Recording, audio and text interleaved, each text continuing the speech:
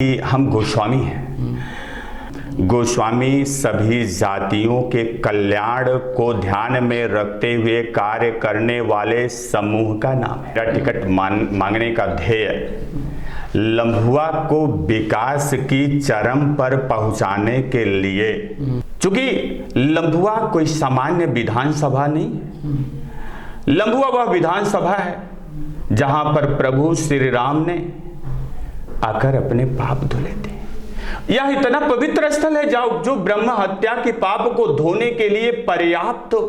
यहाँ विकास की गंगा बहाने की जरूरत है। यहाँ इतना विकास करने की जरूरत है कि वोट मांगने के लिए, दान मांगने के लिए पैर की जरूरत नहीं पड़ती है।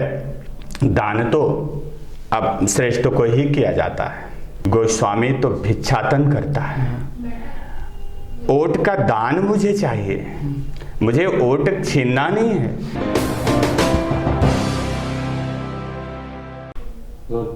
उत्तर प्रदेश में चुनावी बिगुल बज चुका है। 8 जनवरी के दिन चुनाव आयोग ने उत्तर प्रदेश में आचार संहिता लागू कर दी है। उसके बाद से ही सियासी पार्टियों में हलचल मच गई है। दिग्गज नेता हों और चाहे युवा नेता हों, सभी टिकट की रेस में अपनी अपनी पार्टी में दौड़ रहे हैं। आज हमारे साथ ऐसे ही एक युवा नेता हैं जो लगभग 10 साल से समाज सेवा कर रहे हैं और भाजपा पार्टी से जुड़े हुए हैं। वो भी इस बार भाजपा से टिकट की दावेदारी कर रहे हैं। हमारे साथ भाजपा के युवा नेता जगदम्बा प्रसाद गोस्वामी हैं, जो सुल्तानपुर की लम्भुआ विधानसभा सीट से भाजपा का टिकट मांग रहे हैं। हम जगदम्बा जी से बात करेंगे और जानेंगे कि भाजपा उन पर भरोसा क्यों दिखाए। बताइए जगदम्बा जी, जैसे भाजपा अभी सत्ताधारी पार्टी है जी, उसके लगभग 300 से ज़्यादा विधायक हैं जी, और ऐसे में वो अब नए चेहरों पर क्यों दांव लगाएगी जब पहले से उसकी इतनी बड़ी जीत हो चुकी है? देखिए, भारतीय जनता पार्टी सदैव कार्य करने वाले, प्रबल मेहनत करने वाले लोगों को ही चुनती है और पार्टी अपना सर्वे कराती है। सर्वे रिपोर्ट के अनुसार जो क्षेत्र में अच्छा बेहतर कार्य कर रहा होता है, धर्म के क्षेत्र में अच्छा होता है और पार्टी की निष्ठा से सेवा कर रहा होता है, उसे चुनती है। यह पार्टी के शीर्ष नेतृत्व का विषय है जो सर्वे रिपोर्ट गई होगी।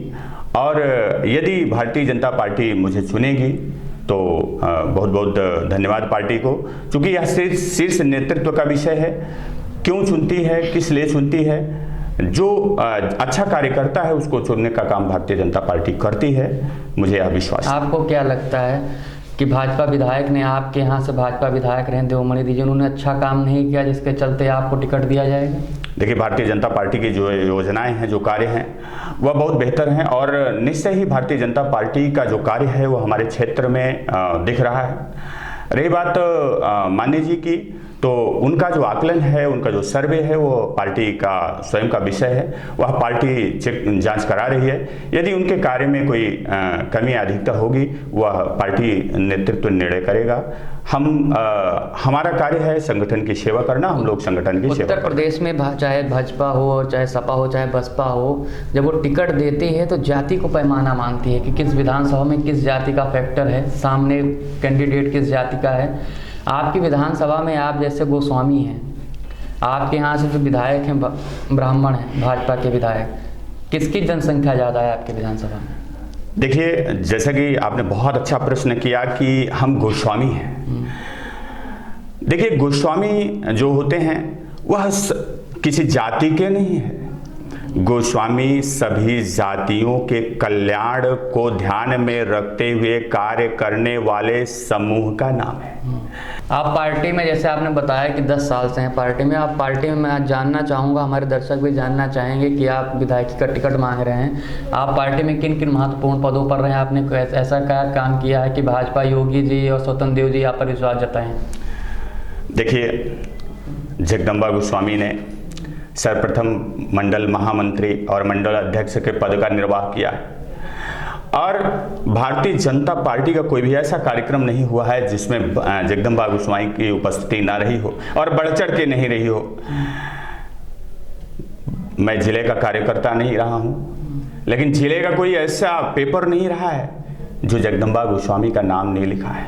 जिले के कार्यकर्ताओं के साथ यदि मुझे सम्मान प्राप्त हुआ है तो यह बताने की जरूरत नहीं है कि जगदम्बा गोस्वामी का कार्य 2017 में भाजपा चुनाव में आई, देवमणि जी को टिकट दिया गया, आप भी पार्टी के कार्यकर्ता थे, आपने पार्टी के लिए मदद की होगी, जीत भी हुई पार्टी की, लेकिन कैसे कौन से काम हैं कि अगर देवमणि द्विवेदी के अलावा अगर जगदम्बा जी अगर विधायक होते तो वो काम लम्भुआ में होते?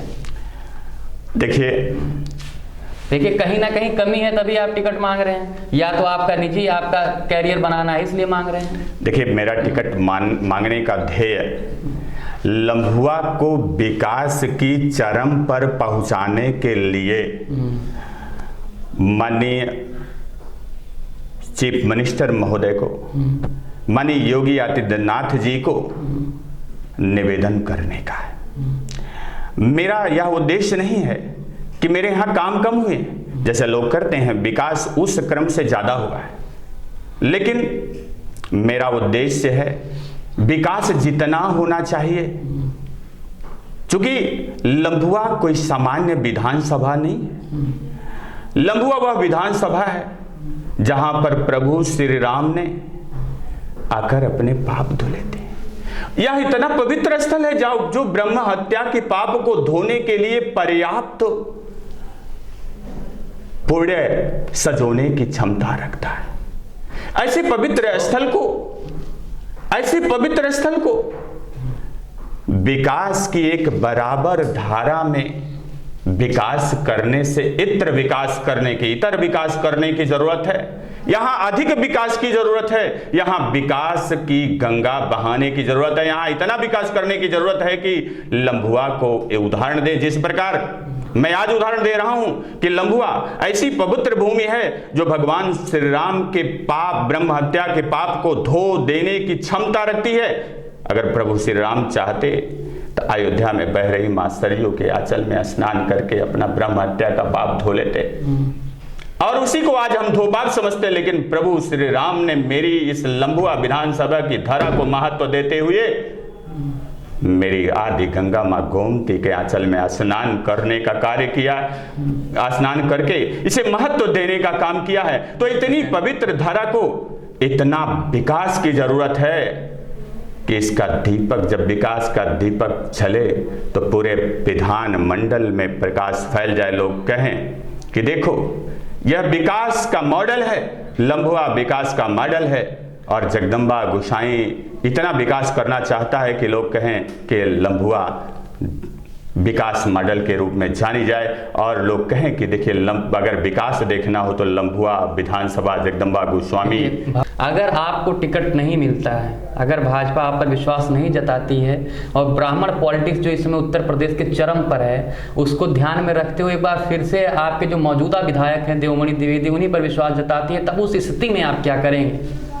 जो पार्टी नेतृत्व का निर्देश होगा हम वह कार्य करेंगे, जो पार्टी की गाइडलाइन होगी। जैसे आज भी हमें दायित्व मिला है कुछ क्षेत्र में कार्य का, और वह मैं कल कार्य उसे निष्ठा से करने का काम करूंगा। तो पार्टी का जो निर्देश होगा वह कार्य में करूंगा। तो आप यानी देवमणि जी को जिताने का काम करेंगे एक बार फिर? मैंने तो पहले भी किया है, माननीय देवमणि दुबे जी को जिताने का कार्य पहले भी। तब आप दावेदार नहीं थे, आज मैं दावेदार हूं। तो वह पार्टी के निर्णय पर, यदि पार्टी मुझ में विश्वास रखती है, यदि पार्टी सोचती है कि जगदम्बा गोसाई क्षेत्र के विकास के लिए योग्य है, तो मैं निष्ठा से पार्टी के आदेश का पालन करूंगा।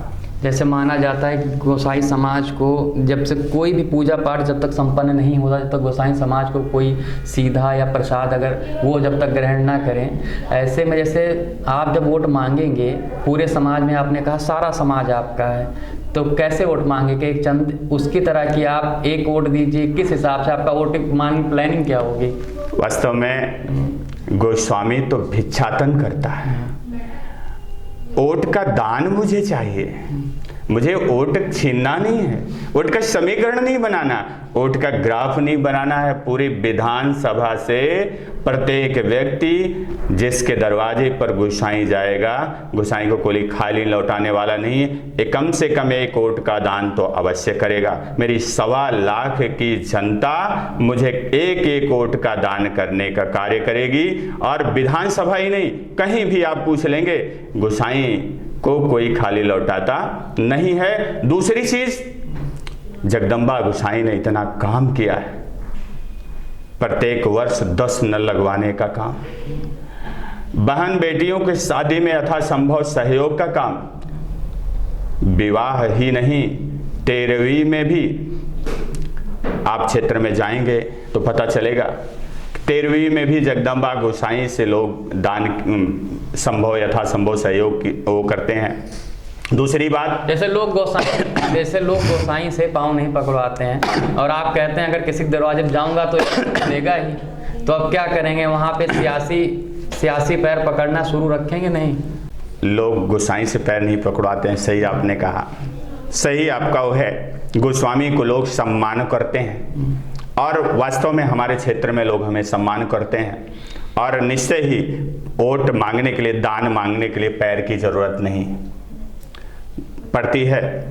दान तो अब श्रेष्ठ को ही किया जाता है।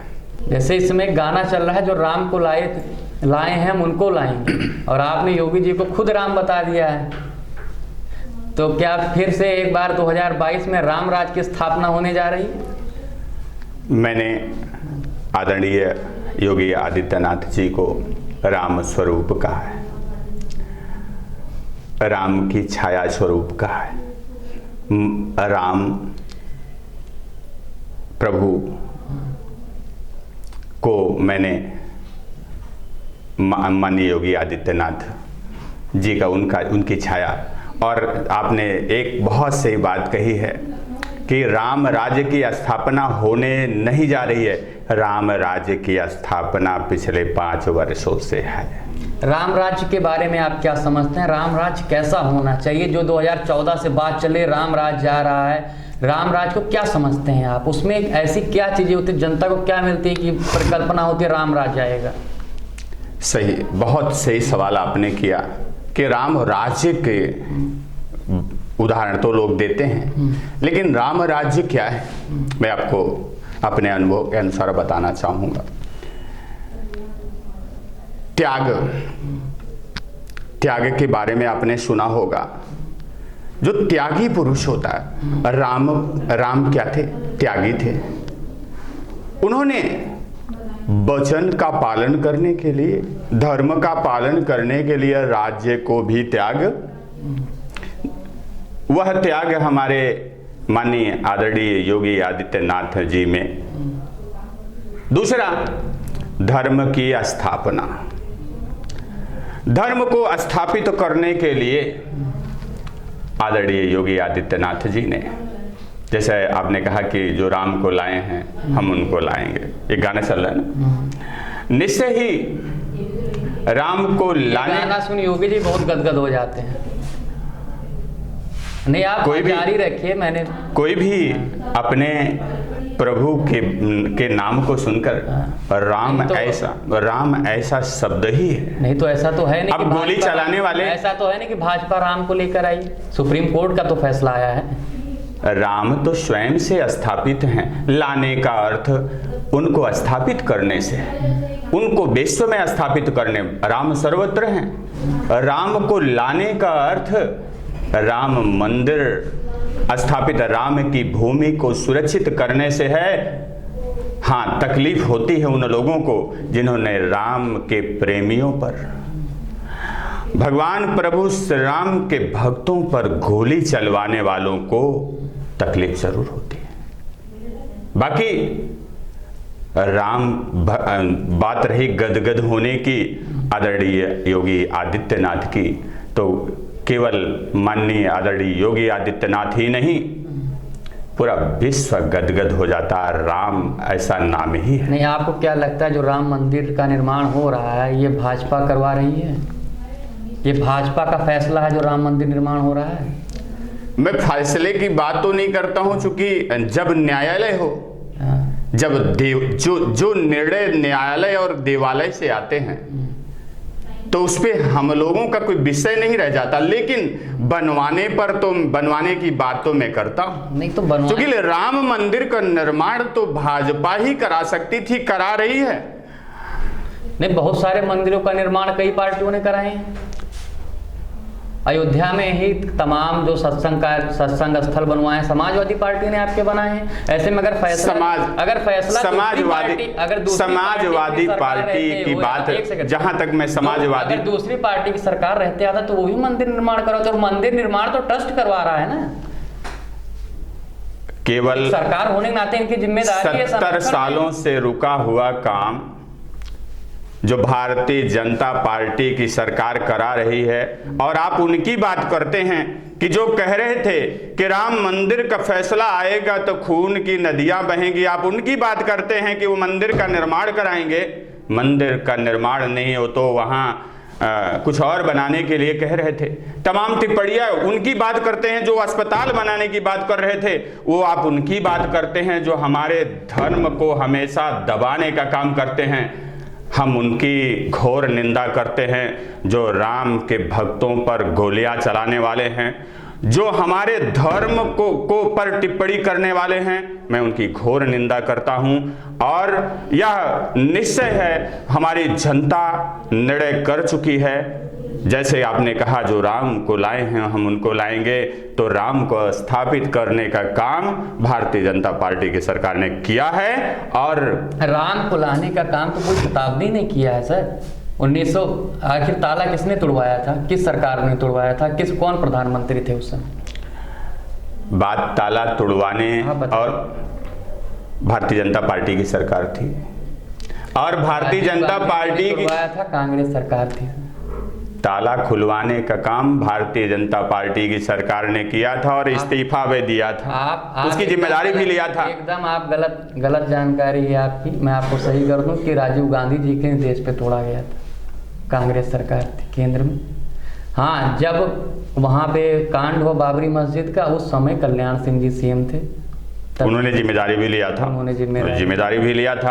और चलिए, आज हम वहां पर थे कि लोकतंत्र मतलब राम राज का मतलब क्या है, लेकिन 2014 के बाद में कितने आंदोलन हुए, सीए आया, किसान धरना प्रदर्शन हुआ। आज भी देखिए रोज लोग रोजगार के लिए यहाँ इको गार्डन में कम से कम हजारों की संख्या में छात्र रहते हैं। ऐसे आपको लगता है कि राम राज चल रहा है इस समय देश में? और देखिए, लगातार 70 साल से जो दिक्कतें रही हैं, क्या वह दिक्कतें 5 साल में दूर हो सकती हैं?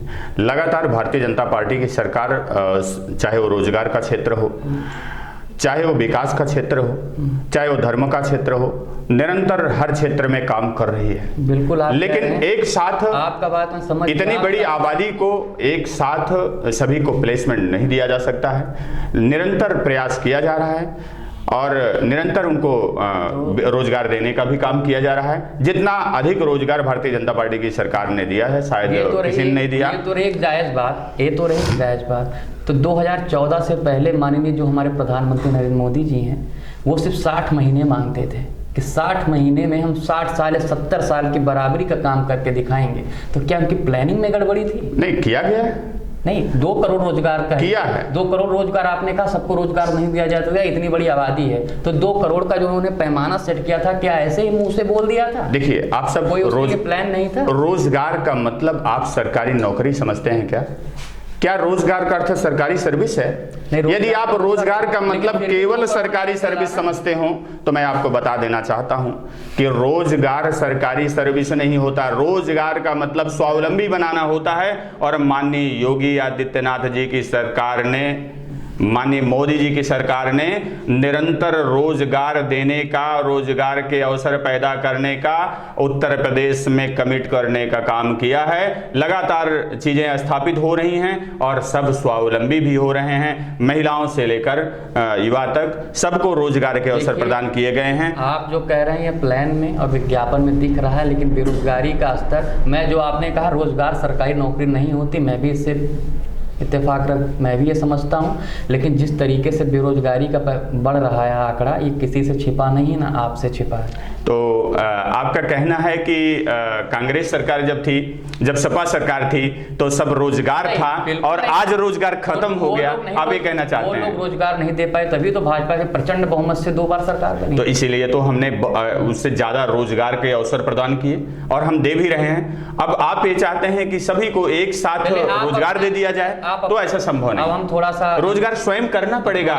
मोदी जी किसी रोजगार लाके आपके घर नहीं रख देंगे, रोजगार स्वयं को करना पड़ेगा ना। अब हम थोड़ा सा खत्म करने की तरफ बढ़ते हैं। अब आप अपना बताइए, अगर आप विधायक बनते हैं, टिकट आपको मिलता है, तो आपकी ऐसी कुछ आप प्लानिंग हो, ऐसी आपकी दूरदर्शी सोच हो जो मतलब भाजपा के योजनाओं के इतर जाके आप अपने क्षेत्र में लागू करें, और बहुत कम समय में जवाब दीजिए। कि मेरा एकमात्र उद्देश्य है लम्भुआ विधानसभा की पवित्र धरा को विश्व पर्यटन स्थल का दर्जा दिलाना और उसका विकास हर क्षेत्र में करना, और जैसे आपने कहा कि रोजगार के अवसर पैदा करना। एक क्षेत्र में यदि एक विश्व पर्यटन स्थल बन गया तो बहुत सारे रोजगार के अवसर भी मिलेंगे। तो मेरा केवल उद्देश्य, मेरे जीवन का ही उद्देश्य है कि हमारे क्षेत्र को विश्व लेवल पर ले जाना।